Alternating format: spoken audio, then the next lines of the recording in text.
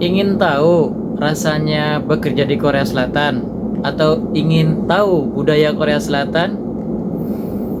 Ikuti video saya. Saya akan membagikan cerita pribadi saya mulai dari persiapan ujian EPS topik sebelum berangkat ke Korea Selatan sampai kehidupan sehari-hari saya menjadi TKI di Korea, dan saya akan bagikan pengalaman pribadi dan tips bermanfaat untuk kamu semuanya. Jadi jangan skip video ini dan jangan lupa di subscribe dulu guys ya buat dukungan channel ini, serta jangan lupa like, komen, dan bagikan ke teman-teman yang lain agar teman-teman juga bisa melihat apa yang teman-teman lihat dan teman-teman ketahui dari video ini.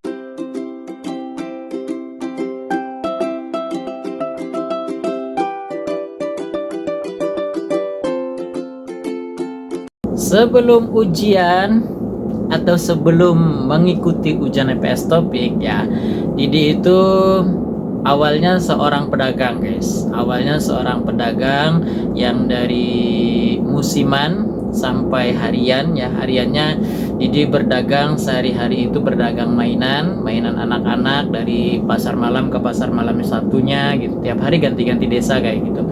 Terus kalau musim hajatan biasa Didi nongkrong di orang hajatan ya. Kayak gitu. Jadi teman-teman tahulah kalau di Indramayu ya, di asli Indramayu kayak gitu. Dan ya penghasilan sehari-hari nyari 100.000 200.000 itu lumayan sulit teman-teman.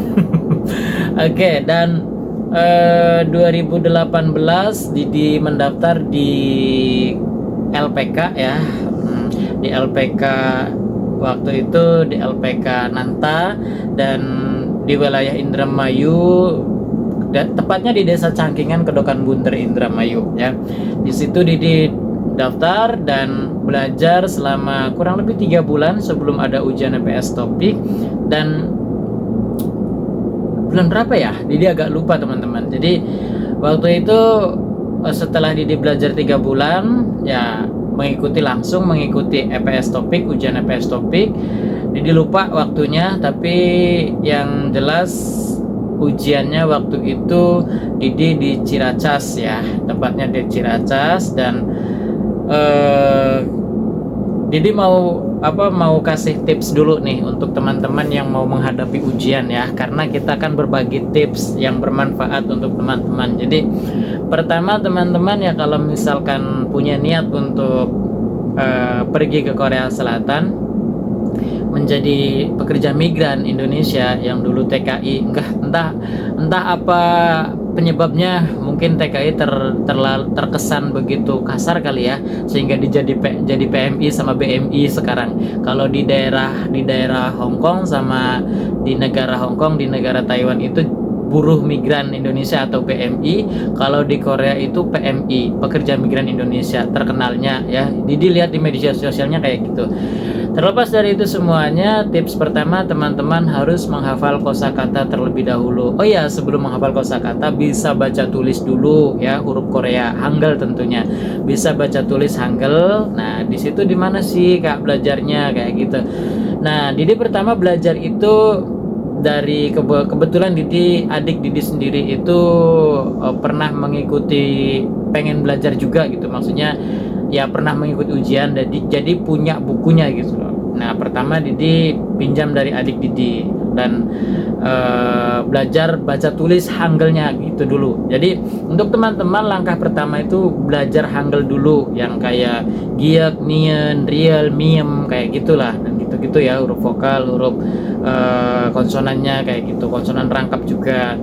Terus setelah itu baru teman-teman setelah bisa baca baru menghafal kosakata. Jadi teman-teman harus punya target ya, harus punya target pribadi. Jangan sampai karena LPK-nya memberikan kebebasan, teman-teman santai dengan santainya gitu ya, akhirnya ya di sini teman-teman sendiri yang rugi. Jadi di target sendiri teman-teman, di target minimal saya harus bisa menghafalkan 20 kosakata per hari kayak gitu. Jadi di situ teman-teman punya target sendiri. Kalau Didi dulu gimana? Kalau Didi dulu itu 50 kosakata. Jadi ketika 50 kosakata itu dihafalkan, nah di situ akan akan ada yang nyangkut tuh, minimal 20 kosakata nyangkut dah tuh ya. Jadi kayak gada pergi, gara cita mengajar, kongbu hada belajar, terus ya bla bla bla bla, pokoknya mokda semuanya dipelajarin itu. Jadi 10 satu hari itu 50 kosakata, dan nyangkutnya itu 20 sampai 25 teman-teman. Rata-rata perharinya kayak gitu. Maklum udah faktor U juga. Waktu itu Didi sudah 33 tahun waktu proses ya. Jadi lumayan agak bebel juga otaknya. Tapi nggak masalah teman-teman, masih selagi kita masih bisa berusaha dan tetap semangat berusaha ya. Dan triknya untuk bisa menghafal kosakata juga bukan cuman dengan membaca, banyak hal yang bisa kita lakukan. Salah satunya dengan gadget kita ya. Dengan gadget kita rekam teman-teman, direkam. Jadi ketika kita menghafal 50 kosakata itu kita rekam. Jadi katakanlah gada pergi, gara cida mengajar, terus sampai 50 kosakata, dan rekaman teman-teman ini dikonvert menjadi MP3 dan diputar berulang-ulang saat aktivitas teman-teman sehari-hari, mau kemana gitu. Jadi kan sekarang pakai banyak headset Bluetooth lah ya, earphone Bluetooth kayak gitu. Jadi kemanapun itu teman-teman bisa sambil dengarkan. Nah besoknya buat lagi kayak gitu lagi. Jadi Didi itu selama 3 bulan rutin kayak gitu. Jadi teman-teman ya alhamdulillah bisa lulus dengan waktu itu 164 nilainya, 165 nilainya untuk phishing, dengan nilai kelulusan KKM-nya waktu itu 65. Jadi masih ada sisa 100 tuh. Kalau ikut manufaktur kayaknya gimana Kak? Nggak lulus. Ada nggak ya teman-teman yang angkatan 2018 ujiannya? Kalau ada komen di bawah nih. Dan kalau pernah kalau yang kebetulan ngeliat nih ya, satu angkatan prelim komen juga keseruan kita waktu itu. Ingat nggak sama Didi? Kan ada momen-momen menarik di situ teman-teman. Oke, dan ada tips lain juga selain pakai direkam di handsfree dan didengarkan. Ada salah satu teman Didi juga yang beliau profesi sehari-hariannya kerjaannya seorang supir teman-teman.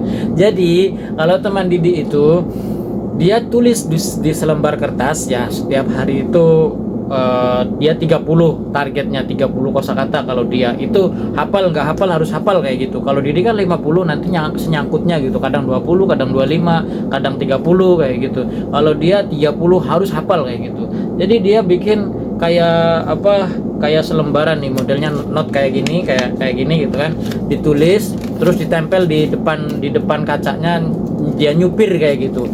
Jadi kalau menurut saya bahaya kan, kalau kata dia nggak apa-apa katanya, kecil ini katanya, cuman itu ada berisi 30 kosakata. Jadi semana ya, pokoknya muat 30 kosakata lah teman-teman, ditempel di depan dashboard ininya, tapi nggak nutup pandangan dia untuk nyupir kayak gitu. Jadi itu dia sambil nyetir sambil dia ngafalin itu gitu loh ya. Kalau kata saya berbahaya gitu loh, tapi karena dia sudah terbiasa nyupir, dia juga bisa beradaptasi dan bisa sambil belajar kayak gitu. Dan akhirnya alhamdulillah orangnya juga lulus juga sampai ke sini juga ya, sampai sekarang masih bekerja di Korea ya. Nah itu dua tips ya. Pertama menggunakan direkam dan menjadikan MP3 didengarkan.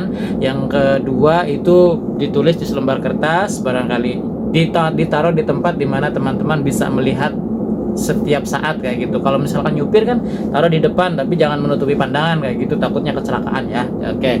Terus apalagi ya waktu itu di dia. Terus juga fokus dan konsisten. Fokusnya itu ya kadang ada aja nih yang nyeletuk, mulai gila apa. Aduh, jadi ada teman-teman ya cerita menarik dari Didi itu ketika pagi-pagi Didi biasanya Didi itu ini juga tips juga ya, usahakan belajarnya di pagi hari. Kalau kita muslim setelah sholat subuh ya tadarusan Al-Quran sebentar, baru menghafal kosakata. Itu masih fresh teman-teman. Jadi kalau misalkan teman-teman yang non muslim juga nggak masalah, pagi-pagi bangun pagi ya olahraga sebentar baru belajar dan menghafalkan kosakata. Itu masih fresh dan gampang sekali untuk nyangkutnya. Dan biasanya Didi rekam itu pada saat pagi hari, untuk didengarkan pada saat menjalankan aktivitas kerjaannya kayak gitu. Nah ya, jadi itu kita dapat 3 ya. membuat MP3 untuk didengarkan, terus menulis ditempel di depan depan kaca atau tempat yang mudah kita dilihat. Maksudnya kalau misalkan nyupir ditaruh di dashboard depan, jangan nutupin juga yang sekiranya penting kayak gitu, takutnya kecelakaan. Terus ya tempatnya ibaratnya waktunya pagi hari kayak gitu, waktunya pagi hari karena otak kita masih fresh juga. Selama teman-teman fokus belajar, jangan sampai ada mengakibatkan huru-hara atau kesalahan yang itu nanti akan membuat marah orang tua atau tetangga atau siapapun. Karena teman-teman selama lagi berproses, lebih baik itu mengalah saja. Ketika ada yang merendahkan, ya biarkan saja kayak gitu. Jadi tutup telinga waktu Didi saat proses itu, tutup telinga. Orang mau ngomong apa itu terserah, yang penting tujuan Didi itu tujuan kita itu berangkat ke Korea, tujuannya baik, bekerja untuk keluarga. Oke. Itu tips sedikit untuk mempersiapkan ujian ya, yang melalui LPK. Kalau misalkan mandiri gimana? Kalau yang mandiri juga sama ya. Kalau yang mandiri ya bisa melalui buku-buku yang dijual di marketplace, di online itu banyak sekali teman-teman. Jadi itu ada belajar untuk mandiri. Dan kalau misalkan teman-teman lagi nyari ya, lagi nyari buku untuk belajar mandiri, bisa komen di kolom komentar dan nanti dibalas pakai linknya ya, dibalas pakai linknya, atau nanti bisa ditulis linknya di kolom deskripsinya ya. Dan itu insya Allah bisa untuk pegangan teman-teman belajar mandiri, mulai dari baca huruf Hanggelnya, terus baca tulis Hangul, sampai himpunan kosakata juga ada, latihan soal juga ada. Mohon maaf teman-teman, ini di Korea ini sudah 1:30 ya, jadi baru kelar kerja ini, jadi agak serak suaranya. Oke, kita lanjut aja, nggak apa-apa ya. Dan kalau mandiri itu pertama ya harus pandai-pandai mencari sumber ya, kayak buku tadi, terus media sosial kayak di YouTube banyak, di Facebook juga banyak, terus kayak di TikTok juga banyak kan ya, banyak sekarang. Itu enak sekali belajarnya mandiri itu, nggak pakai biaya. Bedanya apa sih? Bedanya kalau misalkan mandiri itu nggak free, nggak ada biaya, paling beli buku doang kan. Dan kalau di LPK itu harus bayar teman-teman, minimal dari 2,5 juta sampai 3,5 juta, itu rata-ratanya segitulah. Beda LPK beda lagi. Terus juga tapi kalau di LPK banyak benefitnya, jadi banyak dikasih buku modul, buku bab, dikasih buku catatan juga, kadang dikasih jaket, kaos, seragam, alma mater dan lain sebagainya, banyak lah pokoknya di situ yang didapat ya. Sedangkan mandiri itu ya mandiri kayak gitu, jadi kita bisa hemat. Kalau misalkan nggak punya untuk belajar ke LPK ya mandiri aja. Tapi kalau misalkan mandiri juga harus rajin update berita terbaru dari KP2MI atau BP2MI, linknya ya di websitenya ya. Jadi rajin-rajin lah mengunjungi websitenya, karena misalkan ada apa-apa itu langsung dapat ke informasinya update kayak gitu. Atau sering-sering sharing sama teman-teman yang sesama mandiri. Nah, terus kekurangannya gimana sih kalau mandiri? Kekurangannya itu nggak punya alat peraga pada saat skill test. Menghadapi skill test itu latihan nggak ada alatnya teman-teman, jadi ya itu minimnya ya. Kalau misalkan ini harus patungan juga sama yang sama-sama mandiri, mempersiapkan alatnya, tapi kita sekali lagi nggak ada pembimbing ya kayak gitu. Jadi ya mau nggak mau harus mencari orang yang bisa mengajari. Kalau misalkan mandiri ya kayak gitu resikonya. Jadi ada plus minusnya untuk mandiri dan LPK. Nah, waktu itu Didi ujian di Ciracas ya, tepatnya di kawasan Asia Afrika di gedung BP2MI itu. Setelah ujian alhamdulillah lulus dengan skornya 165 waktu itu. Setelah lulus ujian tulis ya, itu kan ujian ada dua macam tuh, reading sama listening ya. Reading baca, terus reading baca sama listening mendengarkan. Jadi membaca ya kayak pilihan ganda kayak gitulah, ABC-an kayak gitu. Terus ada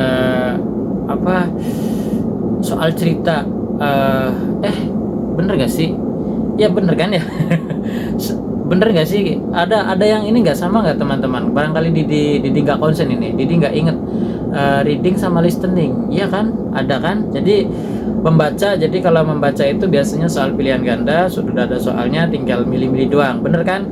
Coba yang baru ujian tulis di kolom komentar, bener apa enggak, masih tetap apa enggak kayak gitu, ada reading sama listening, atau barangkali ada tambahan.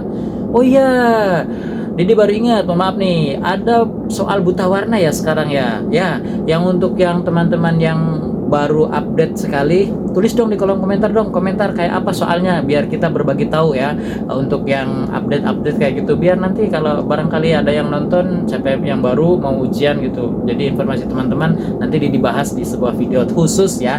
Oke, jadi reading, listening. Jadi pas listening itulah apa teman-teman, manfaatnya belajar kosakata. Jadi kalau misalkan kosakatanya sudah sering menghafalkan, ketika kita mendengar walaupun sedikit samar-samar agak beda bisa pelafalannya gitu kan, tapi minimal ada mirip-mirip lah biasanya kayak gitu. Dan banyak sekali teman-teman pengalaman Didi itu, ada 1-2 orang yang belajar cuman 1 bulan, 1,5 bulan, nilainya cuman pas-pasan nilai KKM 65, tapi lulus dan sampai sekarang orangnya kerja di Korea. Itu sebuah keberuntungan teman-teman ya. Nah, dari situ saja kita ya sudah lihat itu faktor keberuntungan dan faktor hoki. Jadi ya kadang disitulah ketika sudah sampai di Korea ada banyak masalah yang terjadi dengan keterbatasan kosakata itu. Jadi teman-teman jangan sampai terjadi hal seperti itu ya. Jadi selalu doakan agar semuanya teman-teman bisa berjalan mulus. Nah untuk yang selanjutnya itu mempersiapkan skill test setelah lulus ujian EPS topik. Mempersiapkan skill test. Kayak gimana skill testnya? Kalau skill testnya phishing itu seingat Didi ya, seingat Didi nih, mohon maaf kalau salah. Kalau sekarang ada update yang baru saja update mengikuti ujian skillnya phishing atau manufaktur, bisa kolom komentarnya ditulis di kolom komentar apa saja yang terbaru gitu. Barangkali ada yang lama, dilihat lama nih 2018, barangkali sekarang ada update gitu loh. Kalau dulu ring itu masang yang ngepasin kayak gitu, yang kotak terus ada bolong-bolong gitu kan, ada yang segitiga bentuknya kayak kayunya, terus ada yang bulat, ada yang kotak kayak gitu, ada yang kotak kecil, kotak gede, masukin kayak gitu kan, kayak pin ya namanya, bener kan? Pin apa ring sih itu namanya? Aduh, yang jelas ya itu masukin pin ya, masukin pin. Terus fisik juga, genggaman tangan, terus kekuatan otot punggung, sama satu lagi apa itu ya? Buta warna juga, tes mata juga kalau nggak salah ya.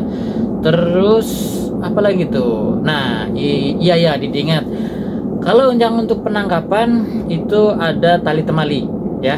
Tali temali, terus menggulung tambang.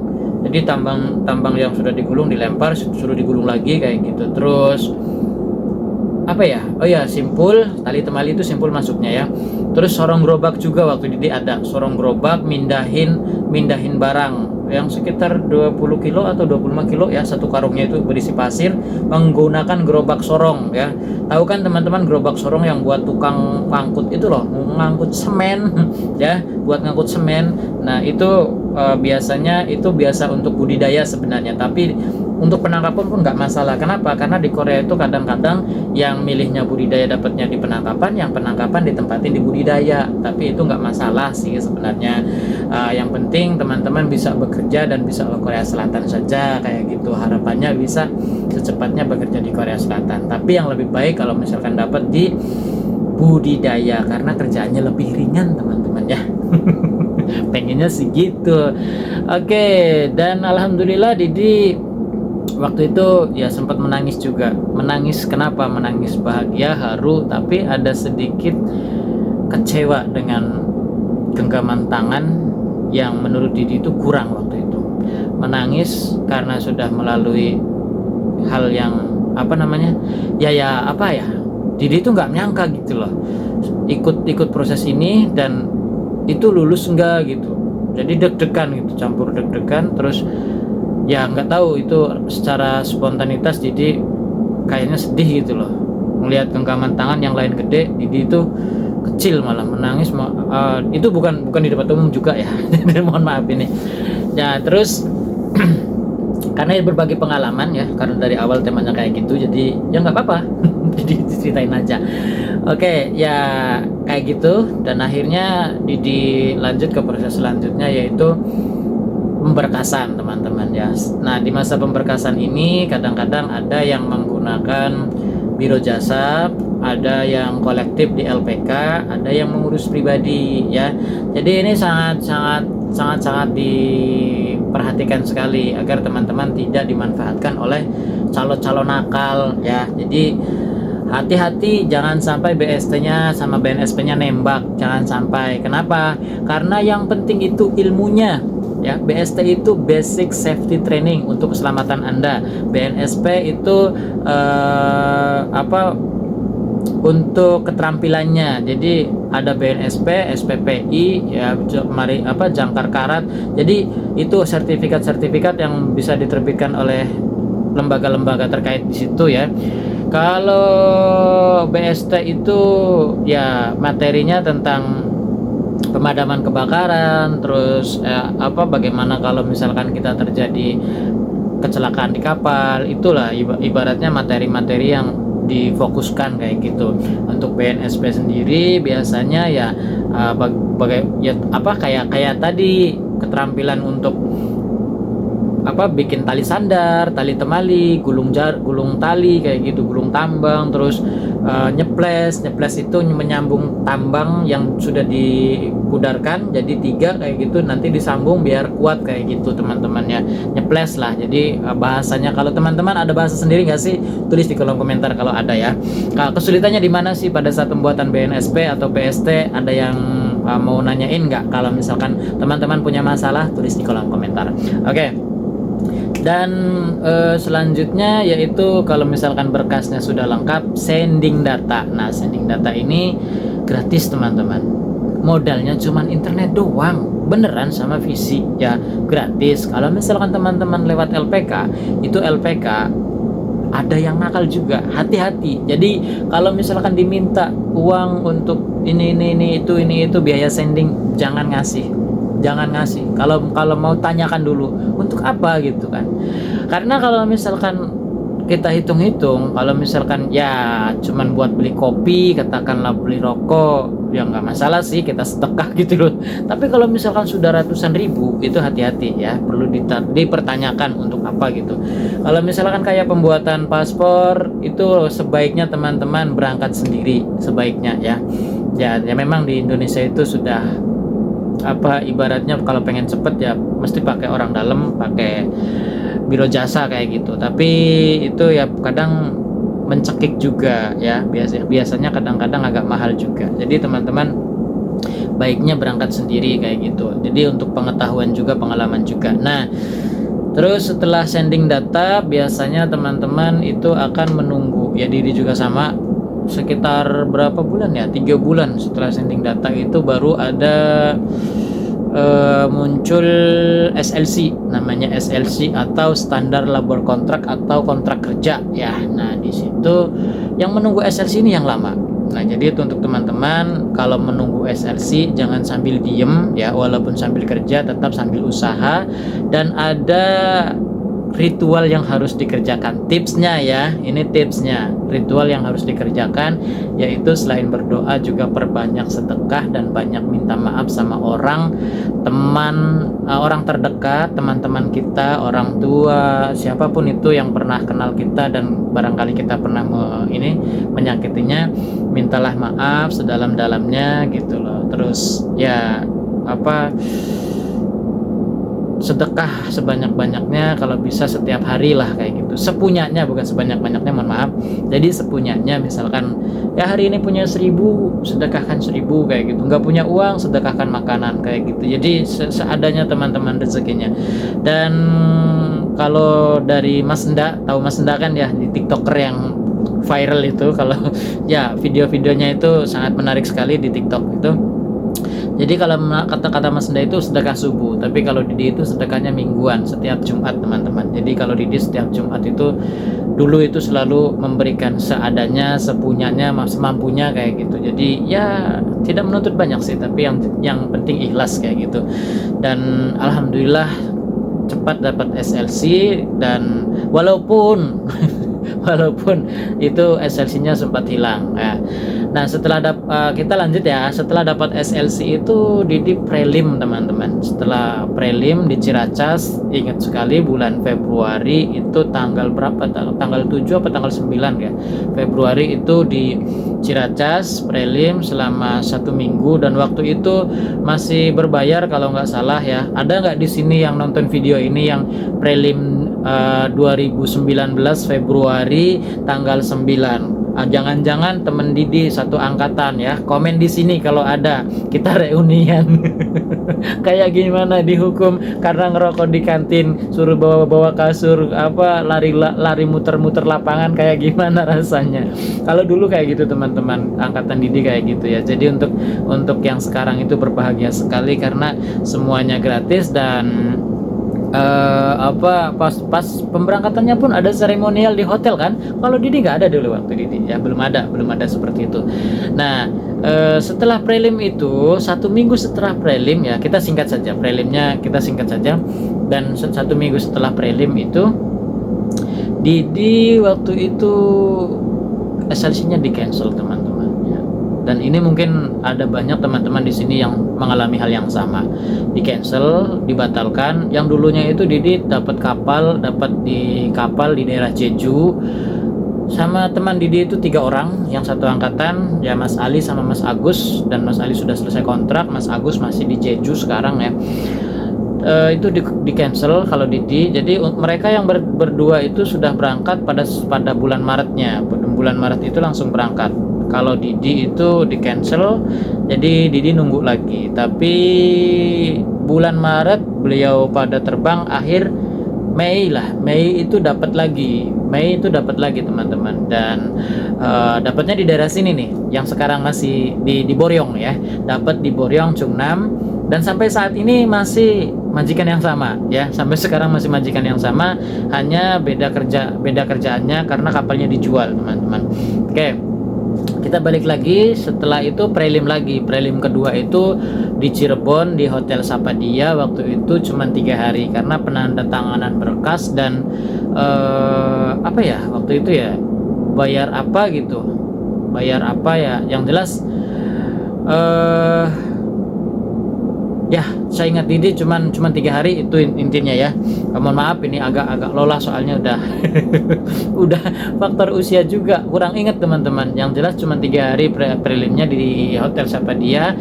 Dan bulan Juli tanggal 9 Didi terbang ke Korea Selatan. Nah, di sini teman-teman itu sangat berbahagia campur sedih ya. Berbahagia campur sedih. Kenapa? Berbahagia karena tujuan kita untuk bisa bekerja di Korea Selatan sudah tercapai dengan adanya kita mau berangkat ke Korea Selatan. Akan tetapi sedih berpisah dengan orang-orang yang tersayang, kayak anak istri kayak gitu kan ya. Apalagi ya biasanya yang belum ini orang tua gitu. Tapi ya biasanya yang masih lajang, yang belum nikah itu nggak terlalu memikirkan hal itu. Tapi kalau misalkan yang sudah beristri, memang sangat keberatan kayak gitu. Biasanya agak keberatan, istrinya itu sedih kayak gitu. Ya itu resiko teman-teman. Didi pun sama waktu itu ya. Apalagi baru punya anak umur 2 tahun teman-teman, waktu itu ditinggalkan ya. Lagi lucu-lucunya, tapi ya resikonya seperti itu. Jadi kalau misalkan teman-teman sudah mantap niatnya, ya jangan harus ada yang digadaikan untuk teman-teman menjalani hidup di Korea Selatan. Nah, karena mengingat waktunya ini sudah 28 menit menjelang 29, kita bikin di part 2 ya, karena sudah kelamaan. Mungkin teman-teman juga udah pada bete nih. Oke. Dan bila ada pertanyaan, ini tadi baru sampai Didi terbang ke Korea Selatan ya. Didi terbang ke Korea Selatan. The next partnya yaitu medical check up di KBIZ kayak gimana, suasananya kayak gimana, Didi bakal ceritain lagi. Dan dijemput sama Sajang gimana saja, terus perkenalannya di pekerjaannya gimana saja, sampai nanti Didi hidup di Korea Selatan, menjalani liku-liku dunianya Korea Selatan, mulai dari dunia putih sampai dunia hitam kayak gimana, Didi akan ceritakan semuanya di video selanjutnya. Oke. Jangan lupa untuk teman-teman yang baru saja menemukan channelnya Didi, cari di channel, silahkan di subscribe dulu. Dan teman-teman juga kalau menyukai video ini, tekan tombol like-nya. Jangan lupa share juga untuk agar teman-teman bisa membagikan ke teman yang lain, agar bisa mengetahui informasi yang teman tonton juga videonya ya. Dan jangan lupa yang punya pertanyaan jangan sungkan, jangan ragu, tulis di kolom komentar. Insya Allah Didi akan balas satu persatu. Dan untuk teman-teman, jaga kesehatan, rajin-rajin belajar untuk yang mau proses. Dan terima kasih sudah menonton dari awal sampai dengan terakhir. Salam sukses PMI Korea bisa untuk Anda. Assalamualaikum warahmatullahi wabarakatuh.